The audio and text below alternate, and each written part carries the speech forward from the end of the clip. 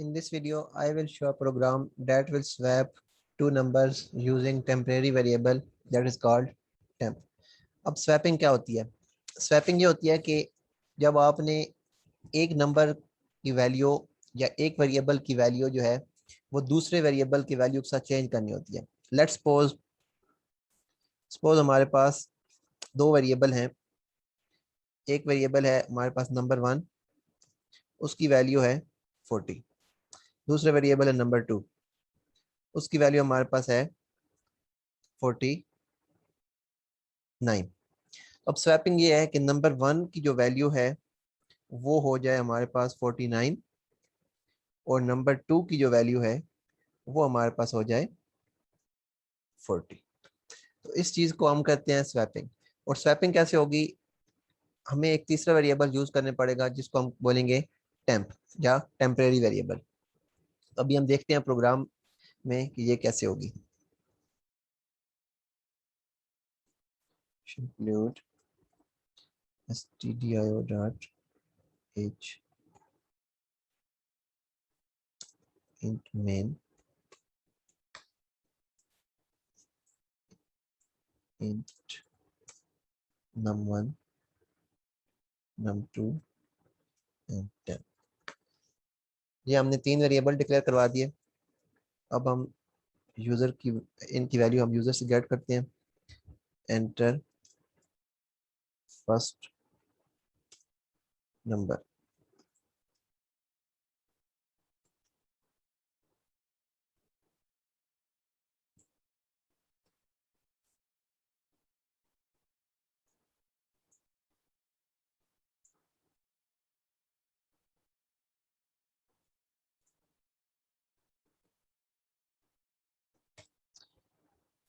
तब हम second variable के लिख लेते हैं।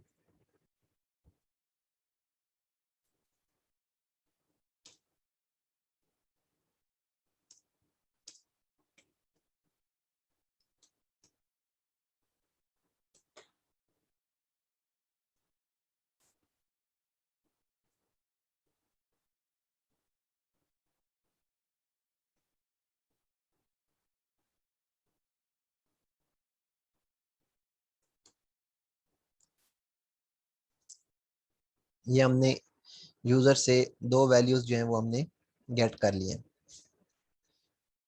अब हमने अब हम शो भी पहले करवा देते हैं कि स्वैपिंग से पहले एक वैल्यू कौन सी थी और उसके बाद कौन सी। Print F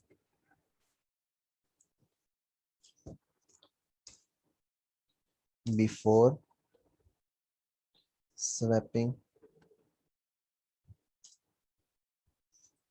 num1 is equal to percentage d, num2 is equal to percentage d backslash n, num1 and num2।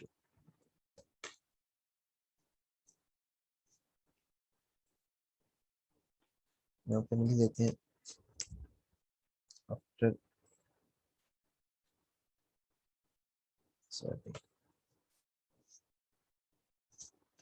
temp is equals to num1 is equal to num2 num2 is equal to temp printf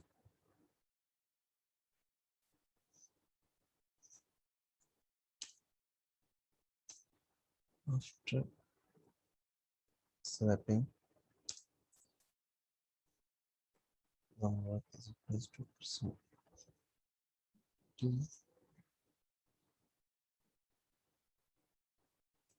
two is equals to percent d,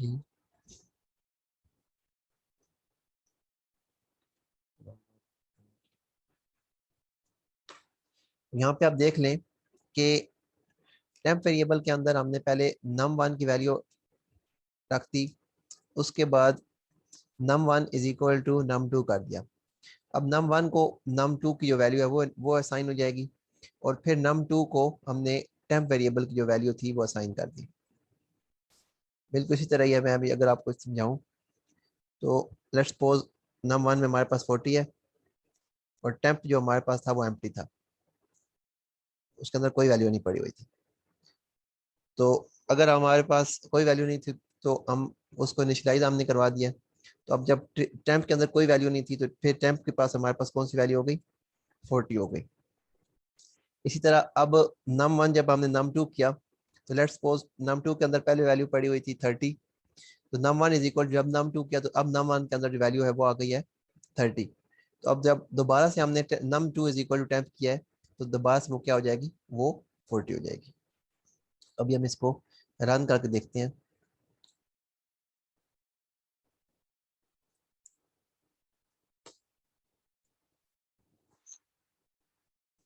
let's suppose first number हम enter करते हैं 45, second number हम enter करते हैं 32। अभी आप देख सकते हैं